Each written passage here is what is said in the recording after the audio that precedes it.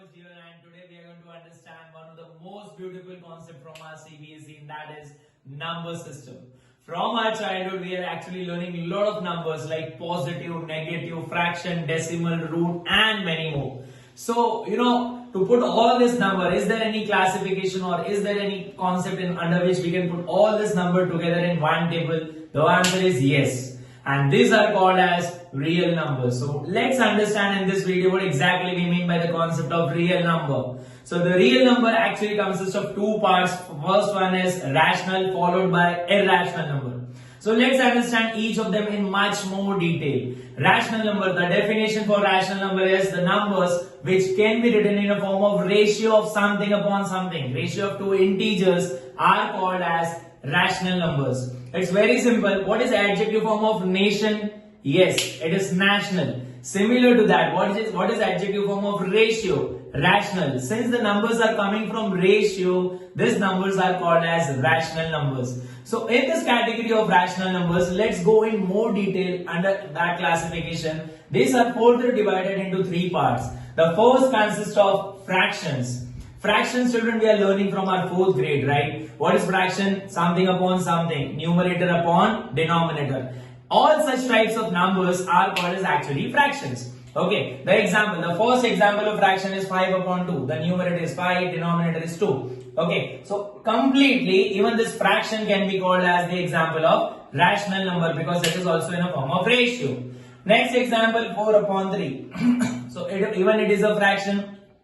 Now, if we further divide this fraction, we get the next category of rational number, and yes, that is called as decimal. So, if we divide this 5 upon 2, we get an answer something called as 2.5. Now, wait, if you observe this, the decimal form or the decimal expansion here is stopping, it is terminating. So, this decimal expansion is called as terminating decimal example. Next is 4 upon 3. If we go and divide 4 upon 3, we'll get answer as 1.3333 and so on. Means the digits start repeating after certain interval. The same digits turns up.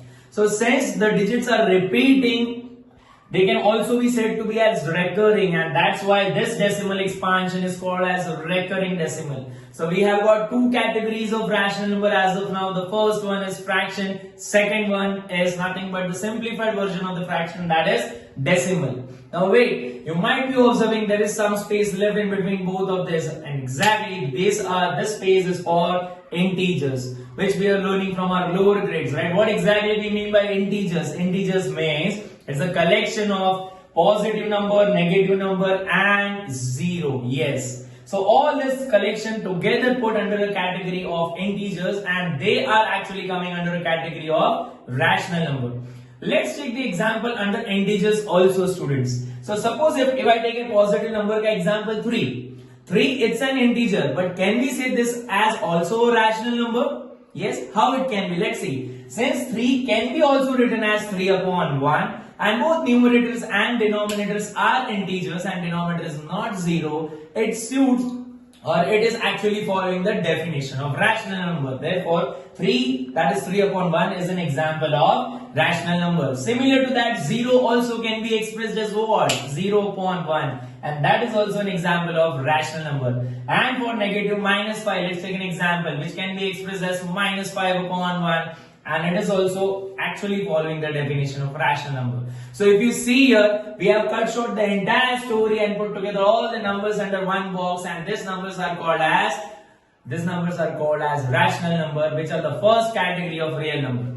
Now opposite to rational number, of course, what we can say is irrational number. So rational means something upon something, which can be expressed as something upon something, right? So irrational will be opposite to that. The numbers which cannot be expressed in a form of something upon something, that is in a form of ratio, these are called as irrational number. The best example to irrational number is root 2. Well, root 2, we do not know the specific or the exact value of this particular root, right? Radical root 2. The answer to that is somewhat 1.4142 and so on. If you observe here, the digits are not repeating at same or the fixed interval, and even they are not repeating properly, right? So this is an example of what? The digits actually are repeating at different interval, and these are called as non-recurring and non-terminating. The another example of irrational is root 3. All these numbers which are coming under this radical sign are called as irrational number, which cannot be solved further, and these are non-terminating and non-recurring. So all this, if you put together, comes under the category of real numbers. So this was the concept of the basics of number system. Thank you.